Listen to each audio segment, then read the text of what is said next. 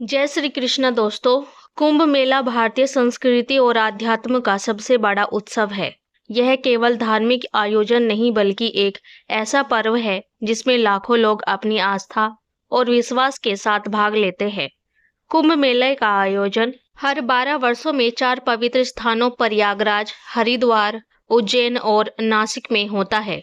इन स्थानों को पवित्र इसलिए माना जाता है क्योंकि यहाँ समुद्र मंथन से प्राप्त अमृत की बूंदें गिरी थी। कुंभ मेले की कथा का संबंध समुद्र मंथन से है। तो आइए जानते हैं क्या है कुंभ मेले का पौराणिक रहस्य।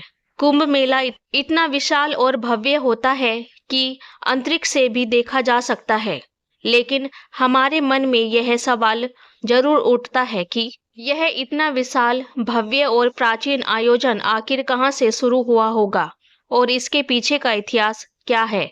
क्या इसका उल्लेख भारतीय वेदों, पुराणों और धार्मिक ग्रंथों में मिलता है या फिर इसके पीछे कोई और गहरी और रहस्यमयी कहानी छिपी है। और सबसे रोचक और आश्चर्य वाली बात तो यह है कि कुंभ के शाही स्नान का पहला अधिकार केवल नागा साधुओं को दिया जाता है, जबकि अन्य साधु संतों को उनके बाद स्नान करने का अवसर मिलता है।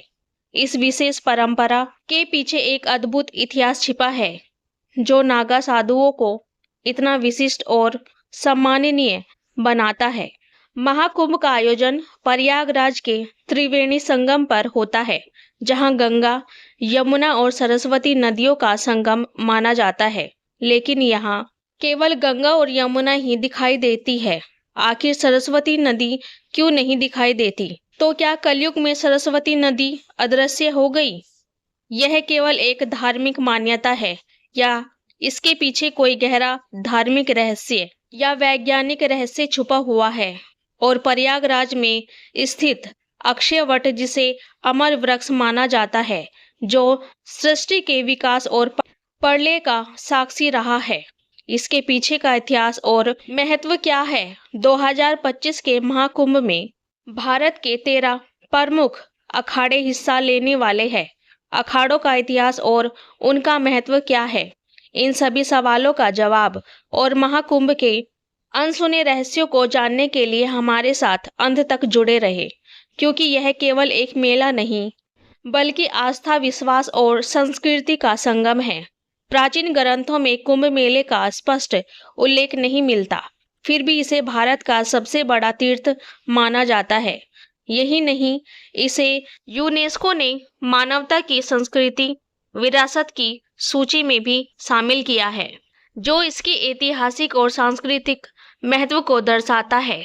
कुंभ संस्कृत का ऐसा शब्द है जिसका अर्थ होता है कलश या घड़ा। लेकिन अब सवाल यह उठता है कि अगर कुंभ केवल पानी का घड़ा है तो यह इतना बड़ा और विश्व विख्यात त्योहार क्यों माना जाता है?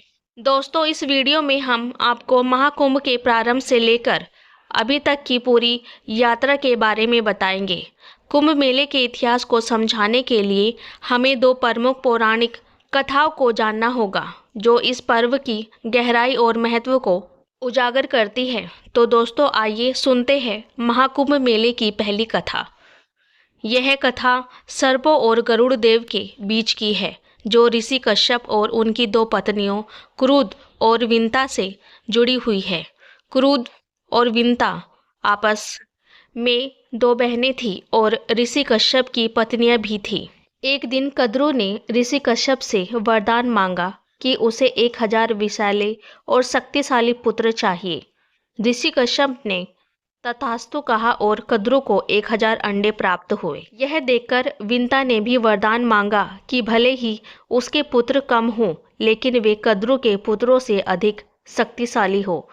ऋषि कश्यप ने उन्हें भी तथास्तु कहा और विंता को 2 बड़े अंडे प्राप्त हुए। समय बीतने के साथ साथ कद्रु के 1000 अंडे फूट गए और उनमें से सांप उत्पन्न हुए। उन सर्पों की मां कद्रु को माना गया। दूसरी ओर विंता के अंडे नहीं फूट रहे और उत्सुकता से उसने एक अंडा समय से पहले फोड़ दिया। उसमें से एक अधूरा जीव उत्पन्न हुआ, जिसका शरीर कमर तक ही विकसित था। यह जीव गुस्से में बोला, माँ, आपने मेरे साथ यह अन्याय किया है, लेकिन कृपया आप दूसरे अंडे के साथ ऐसा मत कीजिएगा। वह जीव उड़ गया और उसका नाम अरुण रखा गया। आगे चलकर वह सूर्यदेव का सारथी बना। एक दिन कुद्रू और विंता ने सूर्यदेव के सफेद घोड़े को देखकर शर्त लगाई। विंता ने कहा कि यह घोड़ा पूरी तरह सफेद है, जबकि कुद्रू ने कहा कि उसकी पूंछ काली है। यह शर्त उनकी प्रतिष्ठा पर आ गई और तय हुआ कि जो भी हार जाएगा उसे दासी बनना पड़ेगा। कुद्रू ने अपने नागपुत्रों से कहा कि वे सूक्ष्म रूप धारण कर घोड़े के पूंछ में चिपक जाए ताकि वह काली दिखाई दे। नागों ने ऐसा ही किया और कुद्रू शर्त जीत गई। विंता को हार मानकर दासी बनना पड़ा। कुछ समय बाद विंता के दूसरे अंडे से एक शक्तिशाली जीव निकला, जिसका चेहरा गरुड़ पक्षी जैसा था और शरीर मनुष्य जैसा था। उसका नाम गरुड़ रखा गया। जब गरुड़ ने देखा कि उसकी माँ विंता कुद्रू और उनके 1000 सर्प पुत्रों की दासी बन चुकी है, तो उसने अपनी माँ को मुक्त कराने का संकल्प लिया। गरुड़ ने सर्पों से विंता को मुक्त कराने का उपाय पूछा, तो सर्पों ने कहा, अगर तुम बैकुंठ से अमृत कलश लाकर हमें दे दो तो हम तुम्हारी माँ को मुक्त कर देंगे। गरुड़ ने यह शर्त मान ली। बैकुंठ धाम पहुंचकर गरुड़ ने अमृत कलश प्राप्त किया। देवताओं ने उन्हें रोकने की कोशिश की, लेकिन गरुड़ अपनी अद्वितीय शक्ति के बल पर सफल रहे। विष्णु जी ने गरुड़ को रोका और उनसे पूछा, तुम इस कलश को क्यों ले जा रहे हो, जबकि इसे खुद ग्रहण नहीं कर रहे। गरुड़ ने अपनी माँ को मुक्त कराने की व्यथा सुनाई। विष्णु जी ने गरुड़ से कहा, अगर मैं तुम्हें यह कलश ले जाने दूं, तो तुम हमेशा के लिए मेरे वाहक बनोगे। गरुड़ ने इस शर्त को स्वीकार कर लिया। गरुड़ ने अमृत कलश सर्पों के पास पहुंचाया, लेकिन विष्णु जी ने अपनी मायावी शक्ति से अमृत कलश को वहां से गायब कर दिया। गरुड़ ने अपनी माँ को दास्ता से मुक्त कराया। इस यात्रा के दौरान गरुड़ पर इंद्र ने कई बार हमला किया, लेकिन वे असफल रहे। अमृत कलश से अमृत की कुछ बूंदें हरिद्वार, प्रयागराज, उज्जैन और नासिक पर गिरी। यही कारण है कि इन 4 पवित्र स्थानों पर महाकुंभ मेले का आयोजन होता है। महाकुंभ से जुड़ी सबसे लोकप्रिय दूसरी कथा है समुद्र मंथन, जिसे देवताओं और असुरों के बीच हुआ। यह महान प्रयास माना जाता है। विष्णु पुराण के अनुसार एक बार दुर्वासा ऋषि ने एक दिव्य माला बनाई और इसे देवराज इंद्र को भेंट कर दी, लेकिन इंद्र अपने अहंकार में डूबे हुए थे और उन्होंने उस माला को अपने ऐरावत हाथी के मस्तक पर रख दिया। ऐरावत ने यह माला जमीन पर गिरा दी और अपने पैरों से कुचल डाला। महर्षि दुर्वासा ने इसे अपना अपमान समझा और क्रोधित होकर इंद्र को श्राप दे दिया कि उनका वैभव नष्ट हो जाएगा और सभी देवता अपनी शक्तियों को खो देंगे। इस श्राप के बाद देवता कमजोर हो गए और असुरों से पराजित हो गए। अपने वैभव और शक्तियों को पुनः प्राप्त करने के लिए ब्रह्मा जी ने देवताओं को सुझाव दिया कि वे असुरों के साथ मिलकर समुद्र मंथन करें।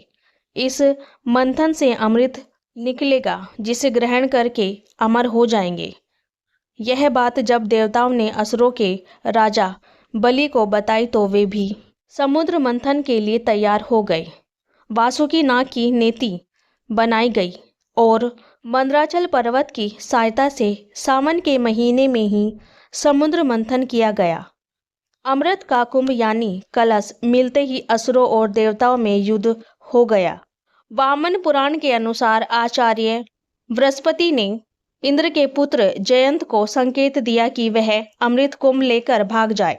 दैत्य अमृत कुंभ के लिए उनका पीछा 12 दिन तक करते रहे, जो कि 12 वर्षों के बराबर था, क्योंकि उस समय पृथ्वी का 1 वर्ष देवताओं के 1 दिन के बराबर था। युद्ध के समय अमृत कुंभ से त्रिलोक के 12 स्थानों पर अमृत की बूंदें गिरी। उनमें से 8 स्थान देवलोक में और 4 स्थान पृथ्वीलोक पर स्थित है। हरिद्वार, प्रयागराज, उज्जैन और नासिक, यही वह पवित्र स्थान है जहां अमृत की बूंदों के कारण कुंभ मेले का आयोजन शुरू हुआ। लेकिन कहानी का सबसे बड़ा महत्वपूर्ण हिस्सा, जिसे जानना आपके लिए बेहद जरूरी है, अभी बाकी है। श्रीमद् भागवत पुराण के अनुसार कुंभ का जो विवरण है, उसके अनुसार सागर से समुद्र मंथन में 14 रत्न निकले थे, जिसमें सबसे पहले हलाहल या कालकूट विष निकला था। इस विश्व की ज्वाला इतनी तीव्र थी कि सभी देवता और दानव इससे जलने लगे थे। तब भगवान शिव ने देवता, दानव और समस्त सृष्टि की रक्षा के लिए विष को खुद ही पी लिया था। विष की तीव्र जलन के कारण शिवजी का कंठ नीला पड़ गया था, इसलिए शिवजी का नाम नीलकंठ पड़ गया। विष की ज्वाला कम करने के लिए सभी देवताओं और दानवों ने शिवजी को शीतल जल चढ़ाया। इसके बाद उनके शरीर का ताप और जलन कम हुई। यही कारण है कि सावन में शिवजी का जल अभिषेक किया जाता है। ऐसा कहा जाता है कि जब शिवजी ने समुद्र मंथन से निकले हलाहल विष को ग्रहण किया तो उसकी कुछ बूंदें धरती पर गिर गई। जिस घास की पत्तियों पर यह बूंदें गिरी, उन्हें सांप ने खा लिया, जिससे सांप की जीभ बीच से कट गई। वहीं कुछ विष की बूंदों को बिच्छू और अन्य विषैले जीवों ने भी ग्रहण कर लिया। इसी कारण यह जीव जहरीले हो गए। इसके बाद कामधेनु गाय, घोड़ा, ऐरावत हाथी, कौस्तुभ मणि, कल्प वृक्ष, अप्सरा रंभा, माता लक्ष्मी, वारुणी, चंद्रमा, पांचजन्य शंख, पारिजात वृक्ष, सारंग धनुष, अमृत कलश अर्थात अमृत कुंभ निकला, जिसे विश्व मोहिनी बनकर भगवान विष्णु ने देवताओं को पिला दिया। इसकी बूंदें हरिद्वार की गंगा नदी, प्रयाग के त्रिवेणी संगम गंगा, यमुना और सरस्वती, उज्जैन की अक्षिप्रा नदी और नासिक की गोदावरी नदी में गिरी। जहां अमृत की बूंदें गिरी, वहां कुंभ मेले का आयोजन शुरू हुआ। प्रयागराज में जहां महाकुंभ का आयोजन होता है, वहां गंगा और यमुना का संगम तो साफ देखा जा सकता है, लेकिन सरस्वती नदी नहीं दिखाई देती। फिर भी इसे त्रिवेणी संगम कहा जाता है। तो दोस्तों, अब हम इस सवाल का जवाब जानेंगे कि सरस्वती नदी अदृश्य क्यों हो गई। इसके पीछे की वजह जानने के लिए हमें इतिहास और पुराण में सरस्वती नदी के प्रवाह और उनके स्थानांतरण पौराणिक कथाओं में झांकना होगा। महाभारत के शल्य पर्व में सरस्वती नाम से नदियों का उल्लेख मिलता है। श्रीमद् भागवत की एक रोचक कथा का वर्णन है। पुराणों के अनुसार प्राचीन काल में सरस्वती नदी स्वर्ण भूमि में बहा करती थी। कालांतर में इस भूमि का नाम स्वर्ण राष्ट्र हो गया और धीरे धीरे यह सौराष्ट्र कहलाने लगा। उस समय सौराष्ट्र का क्षेत्र प्राचीन मारवाड़ तक फैला हुआ था और सरस्वती नदी इसी भूमि से प्रवाहित होती थी। यहाँ नित्य सरस्वती की पूजा और अर्चना होती थी। लेकिन समय के साथ इस प्रदेश के लोग यवनों के संपर्क में आ गए और उनके आचार विचार को अपनाने लगे। इससे दुखी होकर सरस्वती जी ने ब्रह्मा जी से मुक्ति मांगी और मारवाड़ एवं सौराष्ट्र छोड़कर प्रयाग में आकर वास करने लगी। कहा जाता है कि सरस्वती के यहाँ से चले जाने के बाद यह समृद्ध भूमि धीरे धीरे मरुस्थल में बदल गई और यही मरुस्थल आज राजस्थान के नाम से जाना जाता है। हाल ही में जैसलमेर जिले में मोहनगढ़ में बोरवेल की खुदाई के दौरान अचानक पानी का सैलाब बाहर निकल आया। पानी का प्रेशर इतना ज्यादा था कि लोग इसे देखकर अचंभित रह गए। अब इस घटना को लेकर चर्चा तेज हो गई है। क्या यह प्राचीन सरस्वती नदी का पानी है? क्योंकि इतिहास के अनुसार सरस्वती नदी जो लुप्त हो गई थी, उसका रूट यहीं से होकर गुजरता था। ऋग्वेद में सरस्वती नदी को अनवकवती के रूप में वर्णित किया गया है। इसे समृद्धि और जल की देवी के रूप में पूजा जाता था। ऋग्वेद में बताया गया है कि सरस्वती नदी यमुना के पूर्व और सतलुज के पश्चिम में प्रवाहित होती थी। महाभारत में इस नदी को कई नामों से जाना गया है। सरस्वती नदी मरुस्थल में सूख गई थी। महाभारत के विवरणों में भी इसके लुप्त होने का वर्णन है। यही वह नदी थी जिसके किनारे ब्रह्मावर्त और कुरुक्षेत्र जैसे प्राचीन स्थल बसे हुए थे। महाभारत में यह भी उल्लेख मिलता है कि बलराम ने द्वारका से मथुरा तक की यात्रा सरस्वती नदी के मध्य से की थी। इसके अलावा यादवों के पार्थिव अवशेषों को इसी नदी में प्रवाहित किया गया था। इन विवरणों से यह स्पष्ट होता है कि सरस्वती एक विशाल और महत्वपूर्ण नदी थी, जो न केवल धार्मिक और सांस्कृतिक महत्व रखती थी, बल्कि यातायात और परिवहन के लिए भी उपयोगी थी। वैदिक काल में एक और नदी का उल्लेख मिलता है, जिसे द्रष्टद्वैती कहा जाता है। यह सरस्वती नदी की सहायक नदी थी और हरियाणा से होकर बहती थी। समय के साथ जब भीषण भूकंप आया और हरियाणा तथा राजस्थान की धरती के नीचे से पहाड़ ऊपर उठे, तो नदियों का प्रवाह बदल गया और द्रष्टद्वैती नदी ने अपनी दिशा बदल ली। आज इसे यमुना नदी के नाम से जाना जाता है। यह सरस्वती नदी के साथ मिलकर बहने लगी और इसी कारण प्रयागराज में 3 नदियों का संगम त्रिवेणी संगम कहा जाता है। ऋषि वेदव्यास ने इसे तीर्थराज प्रयाग का नाम दिया, जो गंगा, यमुना और अदृश्य सरस्वती के संगम का पवित्र स्थल है। यह स्थान न केवल धार्मिक बल्कि ऐतिहासिक और सांस्कृतिक दृष्टि से भी अद्वितीय है। प्राचीन ग्रंथों में कुंभ का अर्थ केवल एक साधारण कलश है, लेकिन यही साधारण शब्द दुनिया का सबसे बड़ा धर्म और संस्कृति का अमर प्रतीक बन गया। दरअसल कुंभ मेले का उल्लेख वैदिक ग्रंथों, सूत्र साहित्य, महाकाव्य, पुराण ग्रंथों, स्मृतियों या धर्मशास्त्रों में नहीं मिलता है। ऐतिहासिक किताबों में इसे माघ मेला या प्रयाग स्नान के नाम से जाना जाता है। कुंभ मेले में शाही स्नान का विशेष महत्व है।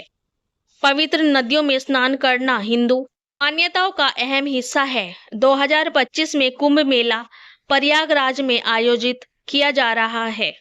इसकी शुरुआत 13 फरवरी 2025 से यानी मकर संक्रांति से लेकर 26 फरवरी 2025 तक रहेगा। इस दौरान करोड़ों श्रद्धालु संगम में स्नान करेंगे और मोक्ष की कामना करेंगे।